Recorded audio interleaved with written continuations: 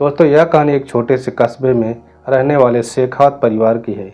दिखने में यह परिवार एक आम परिवार जैसा ही लगता है। मझले सपने, रोज़मर्रा की उलझनें और छोटी छोटी खुशियाँ। लेकिन इस परिवार के पीछे एक ऐसा सच छुपा था जिसने सबकी ज़िंदगी में एक ऐसी दरार डाल दी जिसे भरना नामुमकिन था। यह कहानी प्यार, विश्वासघात, साजिश और उन रिश्तों की है जो कभी पूरी तरह जुड़ नहीं पाए। दोस्तों, कस्बे में शेखावत परिवार की अच्छी खासी पहचान थी। परिवार में थे विनोद शेखावत, जिनकी उम्र 55 वर्ष की थी, जो एक सरकारी अफसर थे। उनकी पत्नी सरिता शेखावत, जिनकी उम्र 50 वर्ष थी, एक सादगी पसंद गृहिणी। बड़ा बेटा अमित, जो को 30 वर्ष का था, जो एक इंजीनियर था, और छोटा बेटा अंकित, जो कि 24 वर्ष का था, जो एक कॉलेज में पढ़ाई किया करता था। बाहर से देखने में सब कुछ ठीक था, लेकिन इस परिवार के भीतर कई सालों से सुलग रही गलत फहमियों और नाराजगी की आग। अमित और अंकित के बीच बचपन से ही एक अजीब सा तनाव था। अमित हमेशा पिता के करीब रहा, उनकी उम्मीदों पर खरा उतरता रहा। दूसरी ओर अंकित, जिसे माँ का साथ मिला, हमेशा खुद को एक साइड लाइन किया हुआ महसूस करता था। सरिता हमेशा कोशिश करती रही कि दोनों भाइयों के बीच का ये तनाव कम हो, लेकिन विनोद जी के सख्त रवैये ने हालात को और ख़राब कर दिया था। विनोद अपने बड़े बेटे को सबसे योग्य मानते थे, जिससे अंकित के मन में कहीं एक हीन भावना घर गई थी। एक दिन विनोद जी को एक प्रमोशन की पार्टी रखनी पड़ी। पूरा परिवार तैयारियों में जुटा था, लेकिन अंकित कहीं दिखाई नहीं दे रहा था। कई बार फ़ोन करने पर भी उसने कॉल नहीं उठाया। जब रात को पार्टी खत्म हुई और सब लौटे, तब भी अंकित घर में नहीं आया। रात के 12 बज चुके थे। सरिता परेशान होकर रोने लगी, लेकिन विनोद ने हमेशा की तरह इसे बिगड़े हुए लड़के की हरकत समझकर नज़रअंदाज कर दिया। अगले दिन सुबह पुलिस से खबर आई कि अंकित की लाश रेलवे ट्रैक के पास मिली थी। दोस्तों, इस खबर ने पूरे परिवार को हिलाकर रख दिया। सरिता पर तो जैसे दुखों का पहाड़ टूट पड़ा था, लेकिन अमित और विनोद के चेहरे पर सिर्फ हैरानी थी, गम नहीं दिखाई दे रहे थे। अंकित के दोस्त रवि ने पुलिस को बताया कि अंकित पिछले कुछ हफ्तों से बहुत डरा हुआ था। वो बार बार कहता था कि उसे कोई मारने की धमकी दे रहा है। जांच के दौरान एक चौंकाने वाली सच्चाई सामने आई। अंकित के फ़ोन से एक रिकॉर्डिंग मिली थी, जिसमें एक अजनबी आवाज़ उसे धमकी दे रही थी। दोस्तों, पुलिस ने जब जांच को आगे बढ़ाया तो शक की सुई सीधे अमित की ओर मुड़ गई। पुलिस को हाल ही में पता चला कि पिता की जायदाद का एक बड़ा हिस्सा अंकित के नाम था। अमित ने इसे अपने साथ धोखा माना और गुस्से में आकर अंकित को रास्ते से हटाने की साजिश दी। लेकिन कहानी में एक और ट्विस्ट था। अमित अकेला नहीं था। इस साजिश में उनका साथ दिया था विनोद शेखावत। उन्हें हमेशा अमित अपने काबिल बेटा लगता था और अंकित को वो नाकाबिल समझते थे।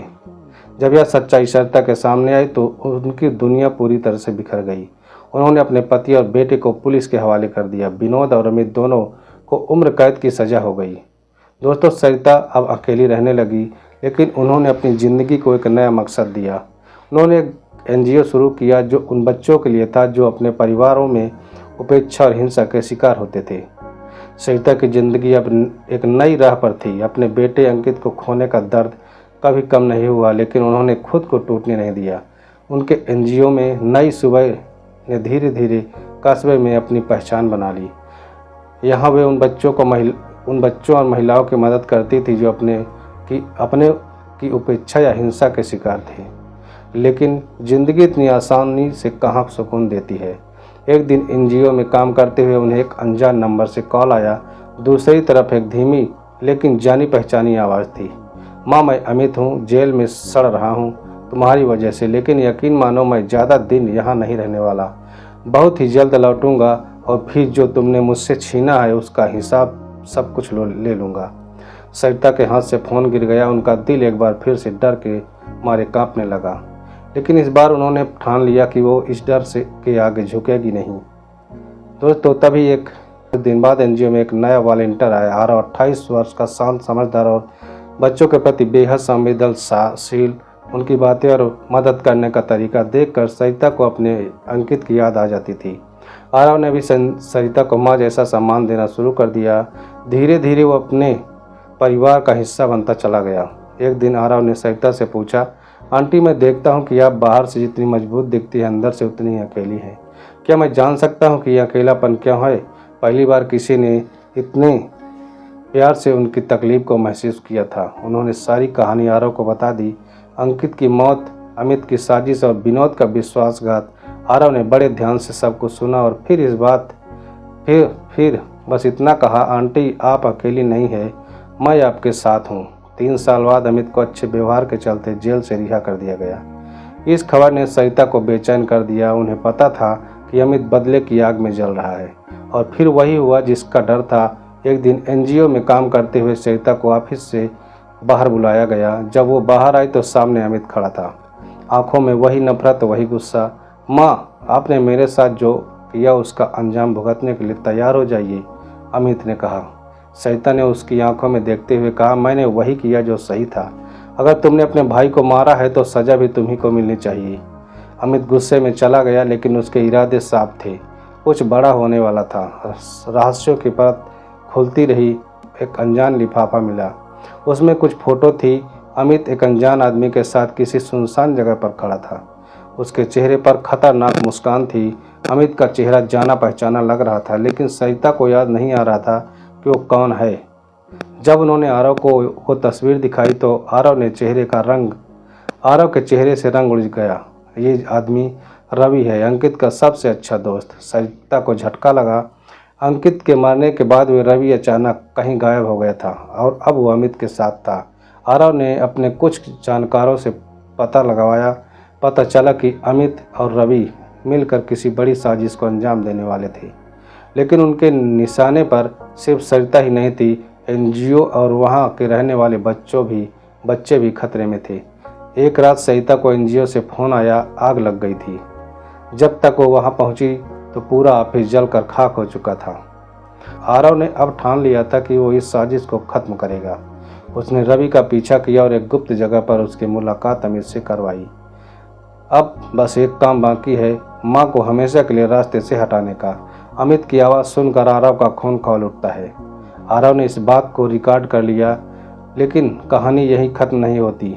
दोस्तों, एक और सच्चाई सामने आने वाली थी। आरव की असली पहचान, जो कि आरव कोई साधारण वॉलंटियर नहीं था। वो अंकित का सबसे करीबी दोस्त था, जो अपनी पहचान छुपाकर सिर्फ सरिता की हिफाजत के लिए उनके पास आया था। अंकित ने मरने से पहले एक दिन आरव को फ़ोन करके सभी जानकारी दी थी। मुझे लगता है अमित मेरे खिलाफ कुछ बड़ा करने वाला है। अगर मुझे कुछ हो जाए तो मेरी माँ का हमेशा ख्याल रखना। और उसी वादे को निभाने के लिए आरव वहाँ पर आया था। एनजीओ में लगी आग के बाद सब कुछ तबाह हो गया था, लेकिन सरिता की हिम्मत अब भी बरकरार थी। उन्होंने बच्चों को एक अस्थायी शेल्टर पर शिफ्ट करवा दिया, लेकिन दिल में एक डर बना हुआ था कि अमित की धमकी और रवि के साथ उसकी मिली भगत ने साफ कर दिया था कि यह लड़ाई कभी खत्म होने वाली नहीं है। आरव अब पहले से ज़्यादा सतर्क रहने लगा था। उसे पता था कि अमित और रवि कोई बड़ी साजिश रच रहे हैं। एक रात उसने अपने सूत्रों की मदद से अमित के ठिकाने का पता लगाया। वो सुनसान जगह थी, एक पुराना गोदाम था। आरव वहाँ अकेले गया, लेकिन उसने जो सुना उससे उसके पैरों तले जमीन खिसक गई।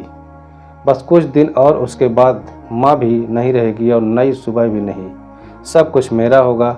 अमित की आवाज़ में पागलपन और वहशीपन था। और रवि, उसके बाद तुम्हें भी अपना हिस्सा मिल जाएगा। तुम भी अपना हिस्सा लेकर कहीं और चले जाना। अमित ने ठहाका लगाकर हंसने लगा। आरव ने उसकी बातों को रिकॉर्ड कर लिया, लेकिन तभी उसके कदमों की आहट सुनकर रवि सतर्क हो जाता है। कौन है वहाँ? जोरों से चिल्लाया। आरव ने भागने की कोशिश की, लेकिन रवि और अमित ने उसे धर दबोचा। उन्होंने उसे घेर लिया और बुरी तरह पीटा। अब तो जिंदा यहाँ से नहीं जा पाएगा, अमित ने कहा। लेकिन तभी वहाँ पुलिस की गाड़ी आ गई। आरव ने पहले ही अपने दोस्त को मैसेज कर दिया था कि पुलिस ने अमित और रवि को रंगे हाथ पकड़ लिया। थाने में अमित ने अपना जुर्म कबूल कर लिया। उसने बताया कि उसने अंकित को सिर्फ जायदाद के लालच में नहीं मारा था, बल्कि उसके पीछे विनोद शेखावत की भी योजना थी। पापा चाहते थे कि सारा पैसा और प्रॉपर्टी मुझे मिले। उन्हें अंकित कभी पसंद ही नहीं आया था, इसलिए उन्होंने ही मुझे भड़काया था। यह सुनकर सरिता की आंखों से आंसू आ गए। उनके अपने ही परिवार ने उनके बेटे को छीन लिया था। दोस्तों, अदालत में अमित को आजीवन कारावास की सज़ा सुनाई गई, जबकि रवि को साजिश में शामिल होने के लिए 10 साल की सज़ा मिली। कई महीनों बाद जब सब कुछ थोड़ा सामान्य हो गया तो नई सुबह को फिर से खड़ा किया गया। एक बार फिर यह पहले से ज़्यादा मजबूत था। जैसे सरिता की हिम्मत। आरव अब सरिता के लिए सिर्फ एक वॉलंटियर नहीं था, वो उनका बेटा बन चुका था। एक दिन जब सरिता ने उससे पूछा, तुमने मेरी इतनी मदद क्यों की आरव, तो उसकी आंखों से आंसू आ गए। दोस्तों, क्योंकि अंकित मेरा सबसे अच्छा दोस्त था और मैंने उससे वादा किया था कि मैं आपकी हमेशा ही हिफाजत करूंगा।